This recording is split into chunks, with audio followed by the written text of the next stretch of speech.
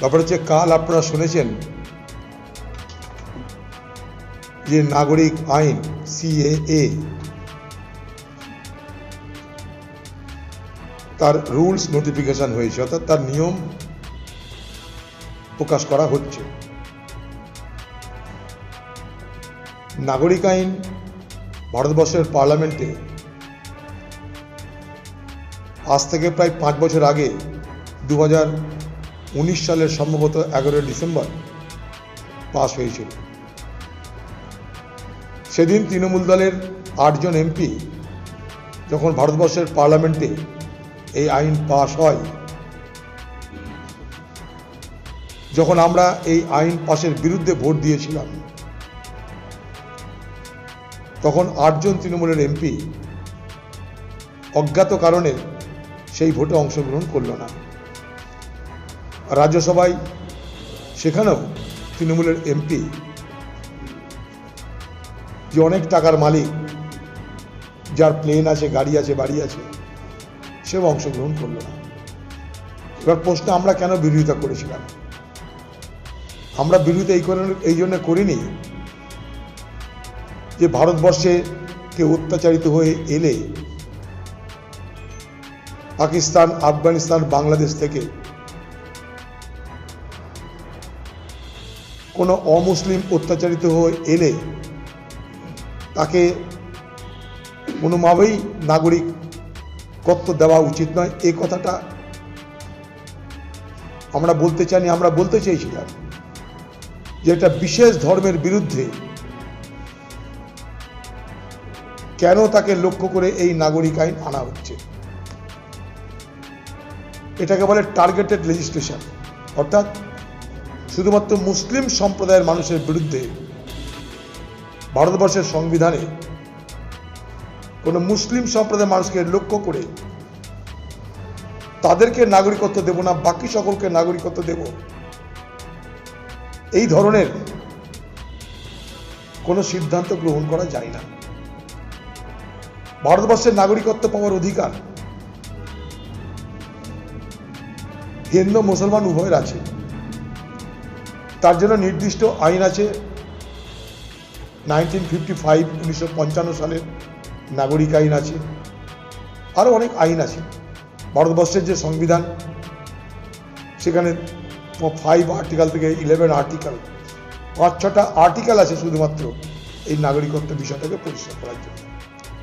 এই ভারতবর্ষে আমরা 4টে পদ্ধতিতে নাগরিকত্ব পাই।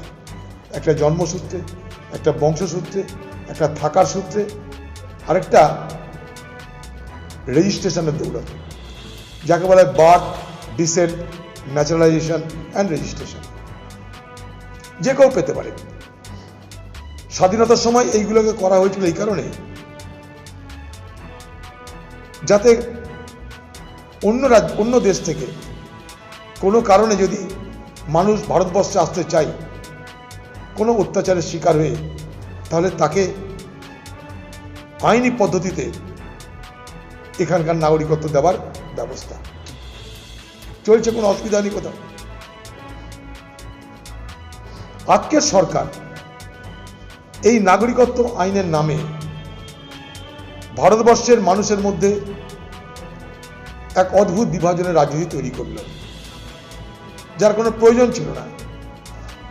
সরকারের নিজের ব্যাখ্যা অনুযায়ী, সরকারের নিজের দেওয়া পরিসংখ্যান অনুযায়ী তাদের আনা নাগরিকত্ব আইন মানুষের উপকার করতে পারেনি। 2021 সালে ভারতবর্ষের পার্লামেন্টে প্রশ্ন করা হয়েছিল সরকারকে যে নাগরিক আইন পাশের পর কতজন অমুসলিম তাদেরকে ভারতবর্ষের সরকার নাগরিকত্ব দিয়েছে নাগরিক আইন তার নিয়ম অনুযায়ী। সরকার যে আইনটা এনেছে সেই আইনের সুবিধা কজন অমুসলিম পেয়েছে তার তালিকায় যখন সরকার পার্লামেন্টে পেশ করে, তখন দেখা যাচ্ছে মাত্র 1414 জনকে এই সুযোগ দেওয়া হয়েছে। সরকার একদিকে বলছে লক্ষ লক্ষ কোটি কোটি মানুষ পাকিস্তান, আফগানিস্তান, বাংলাদেশ থেকে অত্যাচারিত হয়ে আমাদের দেশে আছে, তাদেরকে নাগরিকত্ব দেওয়ার জন্য এই আইন, কারণ তাদের অন্য কোনো দেশ নেই। তা যদি হয় তাহলে মাত্র 1414 জনকে কি করে নাগরিকত্ব দেওয়া হলো? এবং শুধু তাই নয়, এই 1414 জন যে অমুসলমান নাগরিকত্ব পেল, তারা কিন্তু কেউ নাগরিক আইন যেটা এই সরকার এনেছে সেই নাগরিক আইনের সুবাদে পায়নি। তারা কিন্তু 1955 সালের কংগ্রেসের আমলে তৈরি হওয়া যে নাগরিক আইন, সেই নাগরিক আইনের দৌলতে সেই 1414 জন নাগরিকত্ব পেয়েছে। তাহলে বুঝতেই পারছেন, নাগরিকত্ব আইন নামে মানুষকে যা বোঝানো হয়, বাস্তব তার সম্পূর্ণ উল্টো। ভারতবর্ষের পার্লামেন্টে আমি এই বিতর্কে অংশগ্রহণ করেছিলাম। আমি তাকে বলেছিলাম যে আপনাদের কাছে এখন পর্যন্ত যে নাগরিকত্ব পাওয়ার যে দরখাস্ত আছে, সেই দরখাস্তের সংখ্যা 31,000। 31,000 শুধুমাত্র দরখাস্তের সংখ্যা। তাহলে আপনি কোটি কোটি নাগরিকত্বের কথা কি করে বলেন? প্লাস এই 31,000 নাগরিকত্বকে মানুষকে নাগরিকত্ব দিতে গেলে নতুন কোনো আইনের কোনো প্রয়োজন নেই।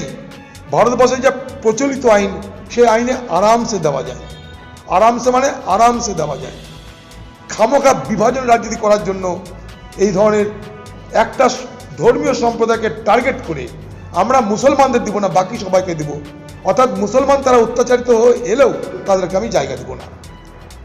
এটা একটা স্বাধীন দেশের কখনো নিয়ম হতে পারে না। মনে করুন ইরান থেকে সালমান রুশদি, তারা করছেই তাদেরকে ম্যানেজ করার। আমাদের জেনারেল ক্যাটাগরির একটা কোটা আছে, তফসিলি জাতির তো কোটাই আছে।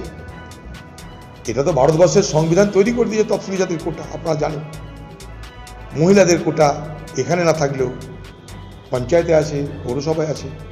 আর তফসিলি জাতি এবং তফসিলি উপজাতির কোটা ভারতবর্ষের সংবিধান মোতাবেক প্রত্যেকটা রাজ্যে চালু আছে, এখানেও আছে। তফসিলি জাতির আর্থিক অবস্থা কি? তফসিলি উপজাতির আর্থিক অবস্থা কি? তফসিলি উপজাতির শিক্ষা কি? তফসিলি জাতির শিক্ষার মান কোথায়? পশ্চিমবঙ্গের যতগুলো সরকারি কর্মচারী, সেই সরকারি কর্মচারীদের মধ্যে তফসিলি উপজাতি, তফসিলি জাতির মানুষ কোটার বাইরে কজন আছে, বা তাদের কোটা কি পূরণ হয়েছে এখন পর্যন্ত, তার তথ্য আমাদেরকে দয়া করে দিন।